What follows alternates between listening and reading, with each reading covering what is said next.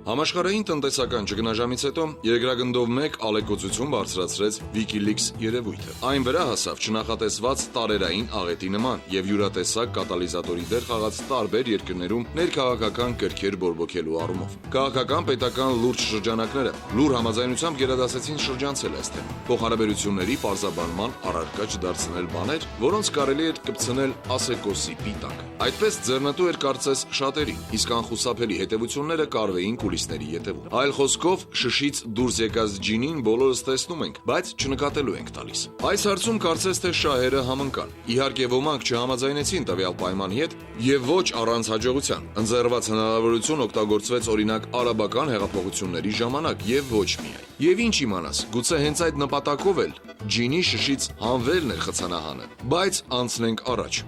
Հիշյալ վերաբերմունքը գրեթե նույնությամբ փոխանցվեց նաև Հայաստան։ Միայն մեկ ուժ որոշեց WikiLeaks-ի գաղտնազերծումները դարձնել զենք եւ ճոճել այն հակառակորդների դեմ։ Թեև ճիշտն ասած կարող էր թվալ, թե հատկապես այս ուժը պետք է շահագրգռված լիներ WikiLeaks-յան թեման ծածկադմփոցի անելու հարցում։ Խոսքը Հայ ազգային կոնգրեսի եւ նրա առաջնորդի մասին է։ Պարզաբանենք թե ինչու, սկսելով սկզբից։ Վերջին շրջանում Հայաստանին վերաբերող WikiLeaks-յան փաստաթղթերի մեծաքանակ գաղտնազերծումներից հետո ՀԱԿ առաջնորդ Լևոն Տեր-Պետրոսյանը դրանց որպես իշխանության դեմ ուղղված փաստաթղթերի անդրադարձել է բազմաթիվ անգամներ։ Սեպտեմբերի 9-ին, 23-ին, 30-ի հանրահավաքներում, կոնգրեսի կազմակերպած նստացույցի ժամանակ, ինչպես եւ այլ առիթներով։ Հայ ազգային կոնգրեսի համակարգող Լևոն Զուրաբյանը սեպտեմբերի 19-ին հանդիպելով լրագրողների հետ հայտարարեց. Հայ ազգային կոնգրեսը WikiLeaks-ի հրապարակումները համարում է խիստ արժանահավատ։ Իհարկե այդ գնահատումից անմիջապես հետո նա ավելացրեց. ովքեր հարցեր ունեն Հայաստանի առաջին նախագահ Լևոն Տեր-Պետրոսյանի նարկոբիզնեսով զբաղվելու WikiLeaks-յան հրապարակման առնչությամբ, առաջարկում եմ կարդալ շատ հարգված անկախ մի փորձագետի։ Նման տեղեկությունները հերքող հետաքննություն է։ Անկեղծ ասած, մեզ մոտ միայն զարմանք առաջացրեց այն հայտարարությունը, թե մի ինչ-որ շատ հարգված անկախ փորձագետ կարող է ապացուցել, թե որևէ անձ առհասարակ ինչով չի զբաղվել։ Սա ենթադրել է տալիս, որ նույն հարգված փորձագետը կարող է նաև փաստել, թե հետաքրքրություն ներկայացնող անձն ինչով է զբաղվել իր ողջ կյանքի ընթացքում։ Համենայն դեպս Հայ ազգային կոնգրեսը, եթե այս մեկ բացահայտման հետ համաձայն չէր, մեր կարծիքով պետք է WikiLeaks-յան հրապարակումները գնահատեր ոչ թե խիստ արժանահավատ, այլ գոնե գրեթե արժանահավատ կամ թե մասամբ արժանահավատ։ Ինչևէ, շարունակենք։ Չենք ցանկանում առանձնապես ծանրալալ նաև WikiLeaks-յան այն հրապարակման վրա, ըստ որի Հայաստանում Ամերիկայի դեսպանատնից Վաշինգտոն հղված հերթական զեկուցագրում ասված է. ընդդիմության առաջնորդները կապվել են մեզ հետ, ապաստան եւ կամ տուրիստական այցագիր ստանալու նպատակով, որպեսզի ճգնաժամի ժամանակահատվածն անցկացնեն ԱՄՆ-ում։ Նրանցից մեկը Լևոն Տեր-Պետրոսյանի զարմիկն էր, ով Լևոն Տեր-Պետրոսյանի տեղակալներից մեկի խոսքերով հիմա գտնվում է Արաբական Միացյալ Էմիրություններում, վախենալով իր կյանքի համար։ Լևոն Տեր-Պետրոսյանի վստահված անձը դեսպանատուն է դիմել տուրիստական այցագիր ձեռք բերելու հարցում օգնություն ստանալու խնդրանքով եւ պնդում էր, թե Տիգրանը ԱՄՆ տարածքում հայտնվելուց հետո քաղաքական ապաստան խնդրելու մտադրություն չունի։ Մենք Լևոն Տեր-Պետրոսյանի ներկայացուցիչներին պարզաբանեցինք, որ հնարավորություն չունենալով համոզվել, թե որքանով է Տիգրանի գործը բարեխիղճ տարվել, չենք կարող խառնվել այցագրի տրամադրման գործընթացին։ Այդ պատճառով այցագիր ստանալու համար նա պետք է ընդհանուր հիմունքներով դիմի Դուբայի գլխավոր հյուպատոսարան։ Լևոն Տեր-Պետրոսյանի որդին Դավիթը հոր պնդմամբ մինչև ընտրությունները մեկնել է Լոս Անջելես, նորից իր կյանքին վտանգ սպառնալու դրդապատճառով։ Մեր տեղեկություններով նա դեռևս չի վերադարձել։ Չնայած նրան, որ նման հաստատումների իսկությունը դժվար է որոշել, չի կարելի շղթել այն փաստը, որ բռնությունը անկախությունից հետո Հայաստանում քաղաքական մշակույթի զարգացման նշանակալի գիծն է դարձել։ Չենք ցանկանում այս նյութը հատուկ քննարկման առարկա դարձնել, թեև կարծում ենք վերջինիս բխող մեկ եզրակացություն չի կարող չծնվել յուրաքանչյուր բանական մարդու գլխում։ Ստացվում է, որ արմատական ընդդիմության առաջնորդը այն շրջանում, երբ շատ երիտասարդների մոբիլիզացնում էր, որ իր նախագահ դառնալու համար մղի երկարատև պայքարի, այդ թվում եւ ընդհարման զինվորական ստորաբաժանումների հետ, նույն ժամանակ հոգում էր հարազատներին Հայաստանից դուրս ուղարկելու հոգսը, որ շառ ու փորձանքից հեռու լինեն։ Իհարկե, այլ բաների կողքին այստեղ բախվում ենք բարոյական խնդրի հետ, որ ուզես թե չուզես հետապնդելու է քեզ, երբ առնչվում ես Լևոն Տեր-Պետրոսյանի անձին ու գործունեությանը։ Նույն խնդիրն է կարմիր գծի պես անցնում Հայաստանի ԱՄՆ դեսպանատնից Վաշինգտոն հղված մի շարք զեկուցագրերում։ Այսպես, ըստ այդ զեկուցագրերից մեկի 2008 թվականի հոկտեմբերի 14-ին ՀԱԿ ներկայացուցիչ Դավիթ Շահնազարյանը հանդիպել է Հայաստանում Ամերիկայի Միացյալ Նահանգների դեսպան Մարի Յովանովիչի հետ եւ հայտնել, որ արդեն պատրաստ է հոկտեմբերի 17-ի հանրահավաքում Լևոն Տեր-Պետրոսյանի ունենալիք ելույթի տեքստը։ Շահնազարյանը հայտնել է, թե ներկայումս այն թարգմանվում է անգլերեն եւ ռուսերեն լեզուներով եւ ուրբաթ օրը հանրահավաքի ելույթից առաջ կտրամադրվի տրամադրվի տիկին դեսպանին։ Համենայն դեպս Դավիթ Շահնազարյանը նախապես իրազեկել է տիկին Յովանովիչին, որ Տեր-Պետրոսյանի խոսքում լինելու են հստակ մեսիջներ ուղղված ԱՄՆ-ին եւ Հայաստանի կառավարությանը։ Պարոն Շահնազարյանը խորհուրդ է տվել տարբերել այդ մեսիջները, իսկ հանրահավաքային հռետորաբանությունը անտեսել։ Տվյալ հանդիպման մասին գրված այս մի քանի տողը իհարկե առիթ է տալիս շատ ավելի ընդարձակ եզրակացությունների համար։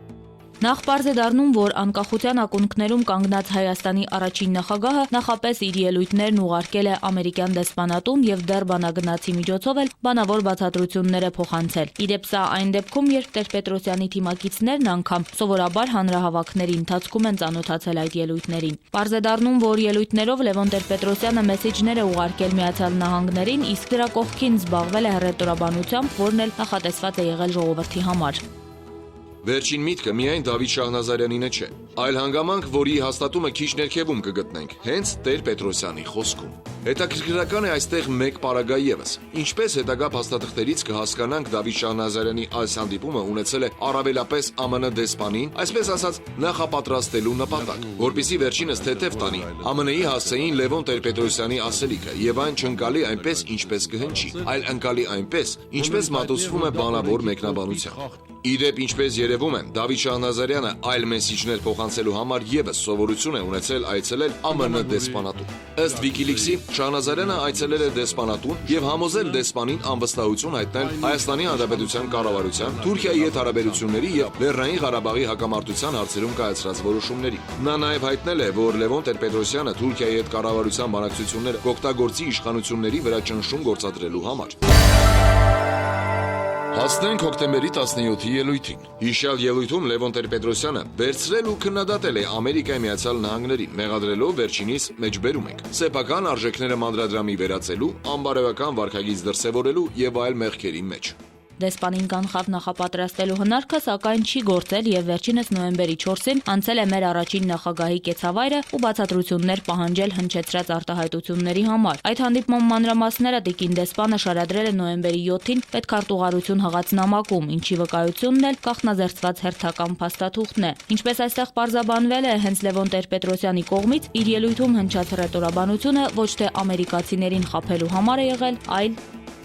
Տեր-Պետրոսյանը հայտնում է, որ հռետորաբանության նպատակն է եղել լոկ մեղմել իր գլխավորած ընդդիմադիր շարժման ծայրահեղական տարերին, նրանց ներկայացնել հանրահավաքային ակտիվությունը դադարեցնելու իր որոշման համար կենսունակ հիմնավորում։ Ըստ գաղտնազերծված փաստաթղթի, ընդդիմության առաջնորդն ասել է, թե այլ ելք չի ունեցել մարդկանց փողոցներից իրենց տները վերադարձնելու համար։ Տեր-Պետրոսյանը իր քայլը համարում է խրախուսանքի արժանի, քանի որ դրանով նաև Հայաստանի իշխանություններին Ղարաբաղյան կարգավորման, ինչպես եւ հայ-թուրքական գործընթացի վրա կենտրոնանալու ժամանակ է տվել։ Իր այս արարքի համար Լևոն Տեր-Պետրոսյանը խրախուսանքի արժանի է, թե ոչ։ Այս մասին Wikileaks-ը ցավոք դեռևս լռում է։ Նշյալ զեկուցագրից իմանում ենք միայն, որ տվյալ բացատրությունը այնուամենայնիվ չի բավարարել տիկին դեսպանին, եւ նա իր վերադասին տեղեկացրել է հետեւյալը.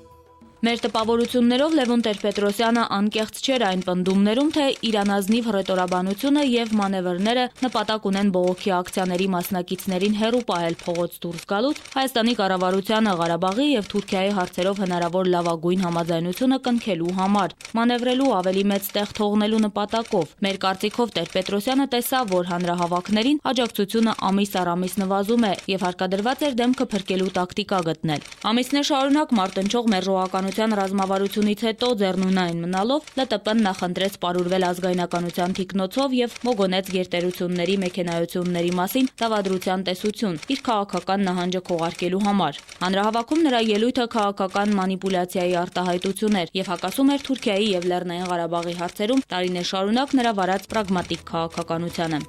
Եվ ավարտում է տիկին Յովանովիչը հետեւյալ տխուր եզրակացությամբ. Թե մենք կարող ենք ենթադրել, որ ԼՏՊ-ն կվարվեր նույն կերպ, ինչպես գործող իշխանություններն են վարվում, եթե ինքը լիներ իշխանության գլուխ եւ անկասկած այդպես էլ վարվել է իր պաշտոնավարման շրջանում։ Այժմ նա ապացուցում է, որ պատրաստ է վաճառել իր սեփական քաղաքական տեսակետները, հանուն սեփական քաղաքական շահի եւ անկասկած նա նույն բանը նորից կաներ, եթե համոզված լիներ, որ դա կարող է նրան օգնել թուլացնելու Սերժ Սարգսյանի իշխանությունը։ Վերադառնանք սակայն Տեր-Պետրոսյանի գլխավոր ասելիքին, որը հնչել է նույն վերոհիշյալ հանդիպման ժամանակ։ Եթե որևէ մեկը տպավորություն ստացավ, թե առաջին նախագահի հիմնական նպատակը ինքնարդարացումն է եղել, շտապեն կասել, որ այդ այդպես չէ։ Նա ցանկացել է Ամերիկային խորհուրդներ տալ, թե ինչպես վարվի մեզ վերաբերող կարևոր հարցերում։ Կրկին խոսքը տանք Տիկին Յովանովիչին։ ԼՏՊ-ն նշեց, որ կարգավորման համար պայմանները հասունացել են եւ ԱՄՆ-ի կողմից վճռորոշ ներգրավվածությունը կարող է կողմերին լուծման հանգեցնել։ ԼՏՊ-ն խորհուրդ տվեց, որպեսզի ԱՄՆ աջակցի վերջնական բանակցություններին։ Ա. Իր համանախագահներին ավելի բարձր կարգավիճակ տալու միջոցով Մինսկի խմբի լիազորություններն ընդլայնելու ճանապարհով եւ երկու կողմերի հանդեպ էլ ավելի կոշտ գիծ որդեգրելու միջոցով։ Բ. Ուղարկելով պետքարտուղար Ռայիսին տարածաշրջան վերջնական համաձայնագրի շուրջ բանակցություններ վարելու նպատակով։ Գ. Նախագահ Բուշի կողմից նախագահներ Սարգսյանին եւ Ալիևին հյուրընկալելով կազմակերպել ստորագրման արարողությունը նախքան իր պաշտոնից հեռանալը։ Նա ասաց, որ Լեռնային Ղարաբաղի հակամարտության կարգավորումը Երևանի եւ Անկարայի միջև հարաբերությունների զարգացման բանալին է լինելու եւ որ ցեղասպանության հարցը խոչընդոտող հանգամանք չի լինի։ Նա նշեց, որ չնայած այն բանին, որ ցեղասպանության ճանաչումը առաջնահերթ հարց է հայկական Սփյուռքի համար, այն առաջնահերթություն չէ Հայաստանում ապրող հայերի համար։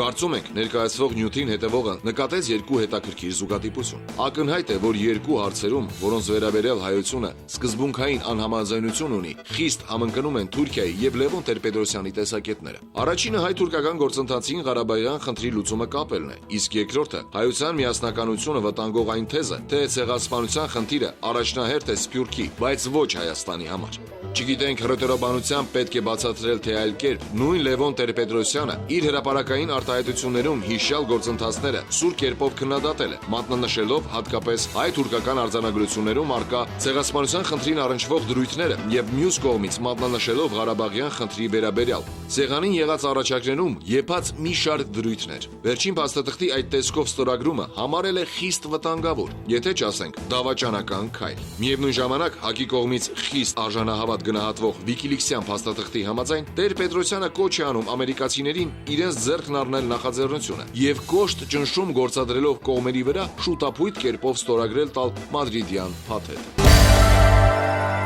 Եվ այսպես կարելի է նորանոր զարմանալի բաներ հայտնագործել Վիկիլիքսի լուսավորված լաբիրինթոսում, բայց եղածը համարենք բավարար, իսկ այս ամենից հետո եւս մեկ անգամ կարող է վերարտնանալ նույն հարցը։ Ինչու են Լևոն Տեր-Պետրոսյանն ու նրա համախոհները անընդհատ հիշեցնել տալիս մեզ Վիկիլիքսի մասին եւ հայտարարում նրա հրապարակումները խիստ արժանահավատ։ Դժվար այս հարցի պատասխանը կարելի է թերևս հասկանալ Լևոն Տեր-Պետրոսյան անձին ու գործչին ավելի լավ ճանաչելով։ Ահա նա ողջ հասակով ճանաչեցիք, թե ոչ։ Նա զոհն է, որ եկել է զոհաբերվելու մեզ համար։ Այս մեկը նույնպես մենք չենք օրինել, այլ դարձյալ ինքն է ասել։ Հիշում եք։ Որպես բախտիս մուտք համահրանքը կամ որպես մի հին խոստում, որ անկատար դրժած թողի, կախաղանի փայտերն ահա քաղաքի մեջ կանգնել են սեգ ու սպասում են կախվողի։ Գուցե այդ ես եմ, որ սրտով իմ լուսնահար, ոչ մի կրակ հեռուներից ձեզ չբերի, ու ցանկացա, որ չորներքեն ոչ մի քնար, լուսապսակ պայծառ գալիքը նայիրի։ Երթամ հիմա, ու կարոտով անմխիթար, իմ երգիչի երազներով ու հրերով, անհրապույր իմ օրերի երգով մթար ու նայիրյան իմ երազի վերջին սիրով։ Թող ոչ մի զոհ չպահանջվի ինձնից բացի, ուրիշ ոտքեր կաղաղանին թող մոտ չգան, եւ թող տեսնեն իմ աչքերի մեջ կախվածի, իմ բորբ երկիր, լուսապսակ քո ապագան։ Թող դուրս ընկած իմ աչքերի մեջ կախվածի, նոքա տեսնեն պայծառ օրերդ ապագա, թող ոչ մի զոհ չպահանջվի ինձնից բացի, ոչ մի ստվեր կախաղանին թող մոտ չգա։ Նա եկավ եւ ասաց. ես գործիք եմ, իսկ իրականում ինչ գործիք եւ ինչ գործի համար։ Լավ կլիներ վերջնականորեն պարզաբանվեր, հատկապես նրա հետևորդների համար։